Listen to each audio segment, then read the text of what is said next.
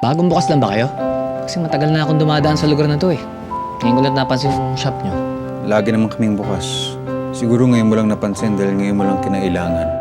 Ano ang kabayaran ng tagumpay? Maniwala ka, Odi. Sasagutin ito lahat ng problema. Fong Navarro bilang Odi. Buy now, die later. December 25, 2015. Ang mga ganitong itsurang katulad ko ay walang karapatang mahalin. Ay, ang galing mo doon ha, pang famas Talaga? Ano ang kabayaran ng pag-ibig? Effective ba talaga to? Magiging toys ko yung mga boys kahit mukha akong Shokoy? Isang spray lang kada araw. Now, if you violate these terms, hindi na kami liable sa mangyayari. John Lapus bilang Pipa. Buy now, die later. December 25, 2015.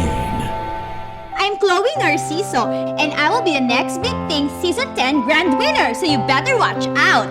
Ay, punyemas! Para sa isang rising star na katulad mo. Ano ang kabayaran ng katanyagan?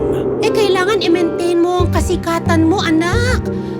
Malingat ka lang ng konti, laos ka na. Alex Gonzaga bilang Chloe.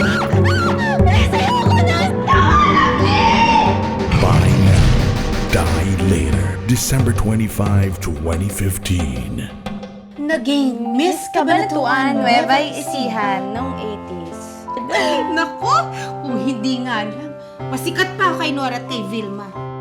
Ano ang kabayaran ng pagkabata? Magugulat ka kung anong kayang gawin ng sensya ngayon. Lotlot de Leon at Janine Gutierrez bilang Maita. Buy now, die later. December 25, 2015. Binuhos ko ang lahat-lahat para sa restaurant ko. Hindi ko pwedeng malugi ng ganun-ganun lang. Sigurado ka ba na ito ang magsasalba sa akin? Basta sundan mo lang yung kontrata. Ano ang kabayaran ng pangarap? Dumating na yung food. Wait, later na! Prepare pa siya ni Mommy.